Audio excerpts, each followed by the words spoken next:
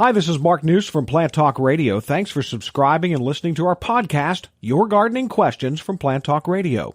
If you have a gardening question you'd like our host Fred Howard to answer, send him an email. The email address is fred@planttalkradio.com. Now for today's question.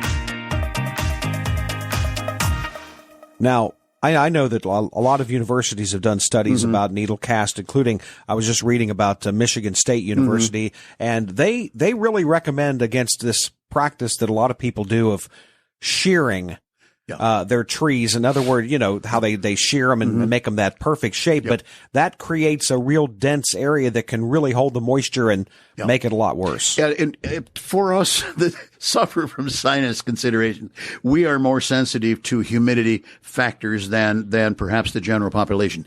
And I've I can't prove it, but I swear I can feel the density of the air in my sinus cavities. And I think that is because of the compaction in my head, which we won't talk much about. But at the same time, same on a tree. And I had not heard that before, but I don't doubt it at all, because when you shear a spruce, there is practically no air going to move through it until it's a good wind. And we don't have good winds at the times when there's high humidity inside that tree. And the attack can be from inside out.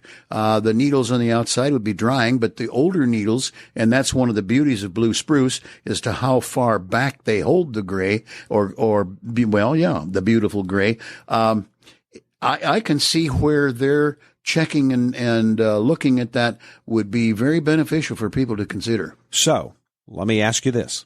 When you go to prune a spruce and you'd like to get more air moving through it, you know, I look at a spruce and you know, you've got this beautiful branches that lay down. You think, well, how do you prune that to get more air through it? Well, that's one of the difficulties, Mark.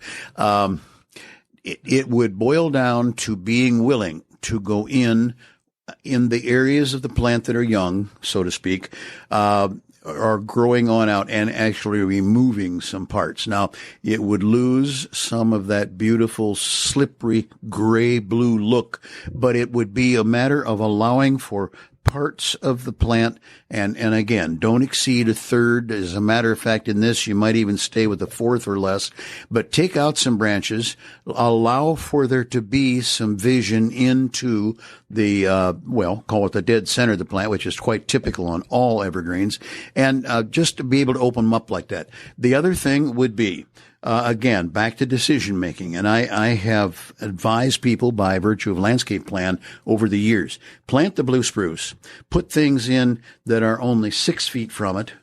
And then therefore the next would be 12 feet from it. And then as the spruce starts to need any of that space, so goes the forsythia.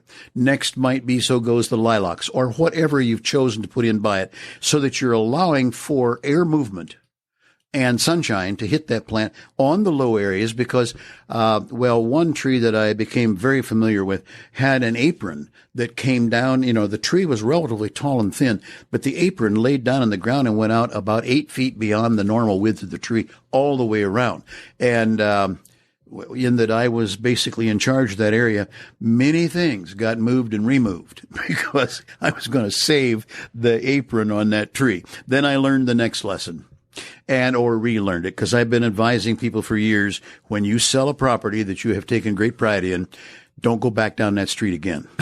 I mean, it just changes. And somebody that purchased the home I'm speaking to took out the spruce tree. Yeah. And I knew better than to look, but I did. I was very disappointed. Hey, thanks again for listening to our podcast. Be sure to subscribe to our other podcasts as well, the Plant of the Week podcast and the Plant Talk Radio podcast, all on iTunes or your favorite podcast player. If you'd like to sponsor a daily podcast, contact us at fred@planttalkradio.com. To find out more about Fred Howard and Plant Talk Radio, visit our website, planttalkradio.com. This is Michelle Wilson, host of the Business Inspires podcast from the Tri-Village Chamber Partnership. To run a successful business, you need resources, valuable connections, and community recognition.